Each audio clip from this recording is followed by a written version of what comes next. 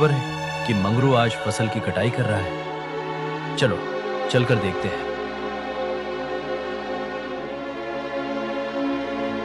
अरे मंगरू, फसल तैयार हो गई है क्या? इस बार तो तुम्हारी फसल काफी अच्छी लग रही है। हाँ सेठ जी, इस बार मैंने गेहूं की फसल लगाई है। बहुत मेहनत करने के बाद ही इतनी अच्छी फसल हुई है। अब तो मैंने कटाई भी कर दी है। अरे तेरी मेहनत से कुछ नहीं हुआ है, ये तो मेरी उपजाऊ जमीन का कमाल है। तुम्हारी मेहनत हो या ना हो, फसल तो होगी। सेठ जी, खेत भले ही उपजाऊ हो, लेकिन वहां मेहनत नहीं होगी तो फसल कैसे होगी? मैंने दिन रात एक करके इस खेत पर मेहनत की है। ज्यादा मत बोल मंगरू, मेहनत तो किराए के मजदूर भी करते हैं। असली कमाई का हकदार वही है जिसकी जमीन है।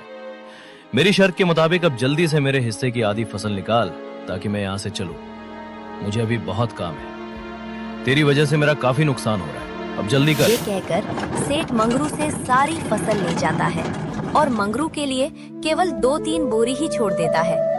ये देखकर मंगरू उदास हो जाता है। हे कान्हा, इतनी मेहनत करने के बाद बस इतनी सी फसल मेरे हिस्से में आई है। धिक्कार है ऐसी मेहनत और जिंदगी पर। आखिर कब तक दूसरों के इशारों पर नाचता रहूंगा? हे कान्हा, कब मेरी अपनी जमीन होगी? मंगरू इसी तरह अपनी जिंदगी काट रहा था। कुछ महीनों बाद मंगरू का बेटा, जो शहर अपनी पढ़ाई पूरी करने के लिए गया था, वो वापस गांव आ जाता है। गांव आने पर जब उसने घर का नजारा देखा तो उसे बहुत दुख हुआ। पिताजी, हमारे घर और गांव का ये हाल क्यों है? यहाँ के सभी लोग दुखी और काफी परेशान नजर आ रहे हैं। आखिर बात क्या है पिताजी? बेटा, इस गांव में किसानों की यही किस्मत है। सेठ लाला जैसे लोग किसानों की मेहनत का फायदा उठाते हैं। मेहनत हम करते हैं, पर फल सेठ लाला जैसे लोग ले जाते हैं। हमारे पास ना अपनी जमीन है, ना अधिकार, बस मेहनत करते हैं और भूखे मरते हैं। किसानों की यही परिस्थिति देखकर विशाल बहुत दुखी हो जाता है और गुस्से में आ जाता है। पिताजी, अब आप चिंता मत कीजिए।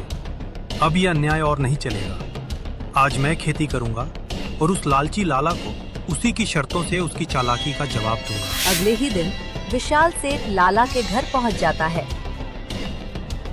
कहो विशाल, क्या बात है? सेठ जी, पिताजी की जगह इस बार मैं खेती करूंगा। मुझे ठेके पर कुछ जमीन चाहिए।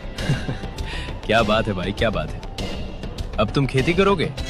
जाओ भी, अभी तुम्हारे अंदर इतना भी दम नहीं है बच्चे। पढ़े लिखे लड़के खेती करने के मामले में गधे साबित होते हैं। नहीं सेठ जी, आप ऐसा मत बोलिए। मैं पढ़ा लिखा जरूर हूँ, पर हूँ तो एक गरीब किसान का बेटा ही ना। खेती करना मेरा धर्म है। चल ठीक है, मान लेता हूँ। वैसे भी आजकल कामकाज क्या रह गया है? सभी लोग पढ़ लिख कर ऐसे ही बेरोजगार घूम रहे हैं और अंत में